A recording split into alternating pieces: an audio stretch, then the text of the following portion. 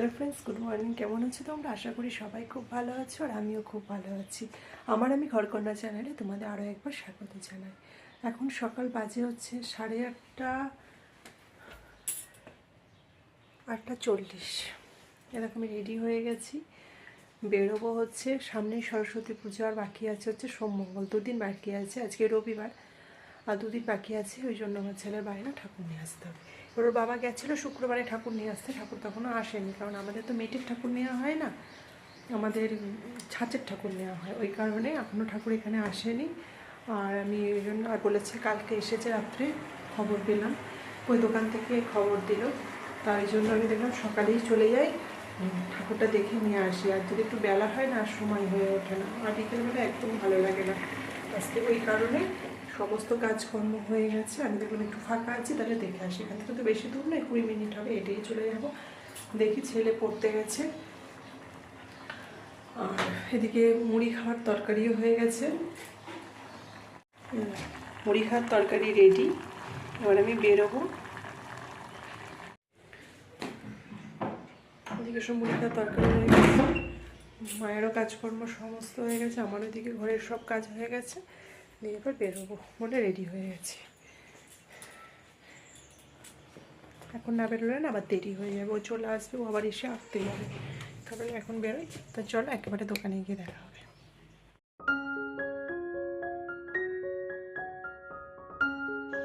পৌঁছে গেছি দোকানে। এই দেখো সমস্ত ঠাকুর, ছোট বড়, কিন্তু আমার ঠাকুর বাইনে দেওয়া আছে একদম ওই একদম লাস্টে যে বড় ঠাকুরটা আছে, কোণের ঠাকুরটা। আর এই হচ্ছে দোকান ভাইয়ের, প্রচুর বড় দশকর্মার দোকান। এখানে সমস্ত ঠাকুর মানে নিয়ে আসে, মাটির জিনিস সমস্ত কিছু পাওয়া যায়। এই কোণের ঠাকুরটা আমি বায়না দিই। ঠাকুরের দাম পেমেন্ট করে বাড়ি চলে যাচ্ছি, কারণ ঠাকুরের মুকুট পরানো হয়নি, এখনও সাজগুলো পরানো হয়নি। আমি টোটো বলে গেলাম, বলেছে যখন রেডি হয়ে যাবে বিকেলের দিকে পাঠিয়ে দেবো। তা একই ব্যাপার, পেমেন্ট হওয়া মানে তো আমার ঠাকুর। তা যাই হোক, পছন্দ করে একবারে পেমেন্ট করে চলে গেলাম। আমার ছেলেই আসুক, আমি আর আসবো না, সে নিয়ে যাবে। তো বাড়ির দিকে রওনা দিয়ে দিচ্ছি। বলে না বেশিক্ষণ লাগবে না, আমি কালকে একবার দেখেছিলাম ভিডিও কল করে, ঠাকুর আমার পছন্দ হয়ে গেছিলো। তো বাড়ি চলে এসেছি, ফ্রেশও হয়ে গেছি। দিয়ে মুড়ি খাওয়ারটা করে গেছিলাম, তোমাদের আগেই আমি বলেছি, আলুর তরকারি করে গেছিলাম। দিয়ে মুড়ি বাড়ছি, ছেলেকে দিয়ে দিলাম আর আমিও বেড়ে নিলাম। মায়ের এখনও কাজ শেষ হয়নি, আমরা দুজনেই খেয়ে নেবো, মানে কাজ মানে ঠাকুর সেবা দেওয়া হয়নি। চলো, মুড়ি খাওয়া হয়ে গেছে, ছেলে আঁকতে চলে গেল। আর আমার কি হয়েছে জানো তো, মানে একদম মানে রাস্তা দিয়ে যেতে বিচ্ছিরি একটা জায়গায় পা দিয়ে দিয়েছি, নোংরার মধ্যে পা দিয়ে ফেলেছি, দিয়ে দিলাম, গা ঘিন ঘিন করে। আমি বললাম থাকে স্নানটা আগে সেরে নিই, আজকে রান্না হয়নি, দেখো স্নান হয়ে গেছে, সব থেকে বড় কাজ হয়ে গেছে আমার। না হলে না একটা বেজে যায় স্নান করতে। তো চলো রান্নাটা চাপাই, দেখেছি কি রান্না করবো। রান্নাগুলো ঠিক করিনি, বেশি কিছু করবো না, কারণ স্নান হয়ে গেছে, স্নান করার পর আবার একটু রান্না করতে ভালো লাগে না। দেখা যাক কি রান্না করা যায়, চলো। তো ভাত বসিয়ে দিয়েছে, দেখো ভাত প্রায় অনেকক্ষণই বসিয়েছি, ভাতটা বসিয়ে দিয়ে দিকে অনেক কাজ সারলাম। এ দেখো ভাতটা হয়ে গেছে, দিয়ে উপর দিয়ে দিলাম। আর আমি বেশি নিয়ে উপর দিই, তার একটাই কারণ হচ্ছে কি, বলতো ফ্যানগুলো গড়িয়ে মাটিতে দিলে কি হয়, ফ্যানগুলো গড়িয়ে চারিদিকে পড়ে যায়। ওই জন্য বেশি নিয়ে দিলে অসুবিধা হয় না, পড়লেও পাইপ দিয়ে বেরিয়ে চলে যায়। আর এটা হচ্ছে আজকে শিম করব, শিম বাটা করব, ওই জন্য সেদ্ধ করে নিলাম প্রেশারে। এই দেখো শিম মানে সেদ্ধ করে নিয়েছি, তো জলটা ঝরিয়ে নিয়েছি, ফুটো বাটি করে শিমগুলো দিয়ে দিলাম, কালো জিরে দিয়ে দিলাম, দিয়ে একটু জল দিলাম। আর বাটিতে পেঁয়াজ, রসুন, কাঁচা লঙ্কা সমস্ত ছাড়ানো ছিল, দিয়ে একবারে ভরে আটকে দিলাম। দিয়ে দেখো মিক্সারটা চালিয়ে দিলাম, হয়ে গেল পেস্ট শিম বাটা। এবার তেলে ভেজে নিলেই কাজ কমপ্লিট।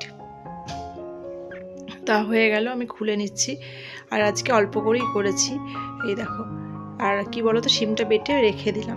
এটা হচ্ছে আদা পেঁয়াজ রসুন সব বেটে নিয়েছি তরকারি করব বলে। আর এটা হচ্ছে শিম বাটা। আর আজকে কৃষি রান্না করবো বলো, আজকে দুপুরের মেনু হচ্ছে ভাত, শিম বাটা, আর হচ্ছে তোমার অমলেট করে ডিমের ঝোল। ওই জন্য দুটো ডিম ফাটিয়ে নিলাম, বাটিতে পেঁয়াজ কুচো আর নুন দিয়ে দিয়েছি, দিয়ে একটুখানি ফাটিয়ে নিলাম ভালো করে। দেখো কড়াইয়ে তেল দিয়েছি, তেলটা গরম হয়ে গেছে, দিয়ে অমলেট করার জন্য আমি ডিমটা ছেড়ে দিলাম মানে দিয়ে দিলাম। ডিমের অমলেট হয়ে গেছে, আমি 3 টুকরো করে নিলাম, কারণ আমি ডিম অতটা খুব একটা ভালোবাসি না বলে আমি ডিম আমার নিজের গোটা ডিম দিইনি। আর আমি অল্পই খাই, আমি ডিম অতটা খুব একটা ভালোবাসি না। ডিম যে আমার খুব ফেভারিট তা নয়, ডিম একদমই আমার অপছন্দের, কিন্তু খেতে তো হবে। আর ডিমটা অপছন্দ করি বলে আমি একটু সোয়াবিন দিয়ে দিয়েছি আজকে তরকারিতে। ডিম অমলেট আর সোয়াবিন দিয়ে একবারে তরকারি করব। তার জন্য আলুগুলো একটা সিটি মেরে নিয়েছিল। আজকে না বেশ বেলা হয়ে গেছে, কী বলতো, স্নান করে রান্না করতে গেছি, আর স্নান করে কী বলতো একদম ভিজে চুল নিয়ে আমি রান্নাঘরে ঢুকিনি। কারণ আমি দেখলাম ভিজে চুল নিয়ে যদি গুটিয়ে ঢুকি না ঠান্ডা লেগে যাবে, আর আমার একটুতেই ঠান্ডা লেগে যায়। তা ওই কারণে আমি একটু রোদে বসে তবে রান্নাঘরে ঢুকেছি। আজকে প্রায় 12টা বেজে গেছে রান্নাঘরে ঢুকতে ঢুকতে। ওই জন্য একটু তাড়াতাড়ি করছি। আলুগুলো একটু সেদ্ধ করে নিয়েছিলাম, মানে ঝটপট রান্না হয়ে গেল। দেখো ফুটছে টকবক টকবক করে। আর আমি কী করলাম বলো তো, ডিমগুলো ছাড়তে গিয়ে দেখলাম গায়ে ছিটকে যাবে, ওরকম করে দেবো না, একটা একটা করে ছেড়ে দিই। তা আমার অমলেটের ঝোল হয়ে গেল, অমলেট সোয়াবিনের ঝোল হয়ে গেল। তা গরম মশলা দিয়ে নামিয়ে নিলাম। হালকা পাতলাই করেছি, খুব রিচ করিনি। আর এদিকে শুধু বাকি আছে শিম বাটাটা। একটু সর্ষের তেল দিয়ে দিলাম, কারণ এইসব বাটা না সাদা তেলে ভালো লাগে না, একটু সর্ষের তেল দিয়ে রান্না করলে ভীষণ টেস্টি হয়। ওই কারণে একটুখানি মানে সর্ষের তেলই বেশি করে দিয়ে দিলাম। আর সাদা তেল একদমই ব্যবহার করিনি। আর নুন, চিনি, হলুদ দিয়ে একদম মিক্সড করে ভালো করে নাড়ছি। ভাজা ভাজা করতে হবে একদম, মানে কালারটা পুরো ফেড হয়ে যাবে, এত সুন্দর মানে খেতে লাগবে না। আর ভাজতে হবে কেমন, মানে দেখো কালারটা পুরো চেঞ্জ, সবুজ কালারটা ছিল একটুখানি কালারটা ফেড হয়ে গেছে, ভাজা ভাজা হয়ে গেছে, দেখো কমপ্লিট। তা আজকে আমার মানে দুপুরের মেনু খুবই অল্প স্বল্প। তা হয়ে গেল। কড়াই বাসন নিয়ে চলে যাব সোজা কলতলায়। আর তার আগে একটা ছোট্ট কাজ, সেটা হচ্ছে গ্যাস মোছা। আমার এই কাজটা না করে আমি কোনো দিন কড়াই বাসন মাজতে যাই না, জানো তো বন্ধুরা। এই কাজটা না করে গেলে মনে হয় যেন আমার বিরক্ত লাগে। আগে গ্যাস মুছতে আমার ভীষণ বিরক্ত লাগে, জানো তো। ওই জন্য আগে এই কাজটা সারি, মানে বিরক্তিকর কাজটা আগে আমি সারবো, তারপরে চা করার করব। ওই কারণে কড়াই বাসনটা ততক্ষণে ভিজিয়ে দিয়ে এসেছি। কড়াইটা তো গরম, হাত দিতে পারবো না, ওই কারণে আমি গ্যাসটা মুছে নিই। তো আমার গ্যাস মুছে প্রায় শেষের দিকে, ব্যাস হয়ে গেল। আজকে গ্যাসটা সেরকম নোংরা হয়নি, কারণ রান্নাবান্না তো সেরকম চাপ হয়নি, একটা তরকারি আর শিম বাটাটা করেছি। ব্যাস গ্যাস মোছা কমপ্লিট, চলে এসেছি বালতি নিয়ে। এবার নেতাটা ধুয়ে দিলাম, এদিকে ছুঁড়ে ফেলে রাখলাম, আমার ওইখানেই রাখার জায়গা। আর এদিকে বালতিটাও ধুয়ে নিলাম, দিয়ে কড়াই বাসনগুলো খুব একটা যে হয়েছে তা নয়, থালা বাসন দেখো সমস্ত মাজা টাজা কমপ্লিট। আর আমি একটু ঝটপটি করছি, আর কী বলো তো, আমার একটু বিরক্তও লাগছে স্নান করে এই সমস্ত কাজ করতে, না আমার কেমন একটা লাগে। তা যাই হোক, আজকে তো মনে করো ঠাকুর দেখতে এসেছি, ঠাকুরটা পাঠিয়ে দেবে টোটো করে, দেখি বিকেলের দিকে বলেছে, কখন দেবে জানি না। তার আগে যে পুরনো সরস্বতীটা আছে আমাকে বিসর্জন দিতে হবে। তার কারণ ভেবেছিলাম সরস্বতী পুজোর আগের দিন দেবো, কিন্তু যেহেতু সেটা মঙ্গলবার পড়ে গেছে, আমার ছেলের জন্মবার, ওই কারণে না জন্মবারে ঠাকুর ভাসাতে নেই। যাই হোক, সবাই বললো, মানা করলাম, ওই কারণে ভাসাবো না, সোমবার দিন দেবো। তাই ওই কারণে কি বলো তো, আমি রবিবারে তো ঠাকুরটা দেখতে গেছি, রবিবারে ওই কারণে কি বলো তো সোমবার দিন দেবো বললাম, ঠাকুরটা ভাসাবো। তা যাই হোক, আমি দেখলাম যে রবিবারে ঠাকুরটা ভাসিয়ে দেবো, মানে যদি ভাসিয়ে দিই তাহলে জায়গাটা একদম ফাঁকা হয়ে যাবে, ঠাকুরটা রাখাও সুবিধা হবে। ওই কারণে আমি রবিবার দিনই দুপুরবেলায় কী করলাম, ঠাকুরটা বিসর্জন দিয়ে এলাম। দিতে যখন হবে দেরি করে লাভ নেই, ভেবেছিলাম সোমবার দেবো, কিন্তু সোমবার দিন আর দিলাম না। এই দেখো খেয়ে দিয়ে আমার ছেলে জামা কাপড় ছেড়েছে, জানো তো, একটু ছুচি ভাই, জামা কাপড় ছেড়েই কিন্তু এ দেখো ওর সঙ্গে সঙ্গে আমার এটা কী বল, পাশের বাড়ির মাইমার মেয়ে বলে আমিও যাবো একসঙ্গে। ওই দেখো যাচ্ছে, আর পেছনে যাচ্ছে বড় মাইমার ছেলে, কারণ ওরা দুজন তো জলের ধারে, ও তো ফেলতে পারবে না, ভর্তি মানে প্রচুর জল, পুকুরটায় গভীর আছে। ওই কারণে আমি বলছি তুই ভাসিয়ে দিয়ে একটু দুলিয়ে, ও পারবে না। আর ও দেখো দোলাচ্ছে ঠাকুরটাকে।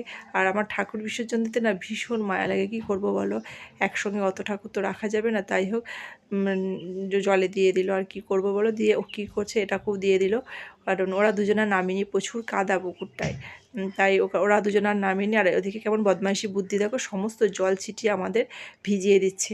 ওই দেখো আমি তো ছুটে পালাচ্ছি, আর ওর বউ গেছে একসঙ্গে। তো যাই হোক, বিকেলবেলাটাতে এইসব আনন্দ ফুর্তি করে কাটালাম। দিয়ে এবার সন্ধেবেলায় তো কিছু খাবার খেতে হবে বলো।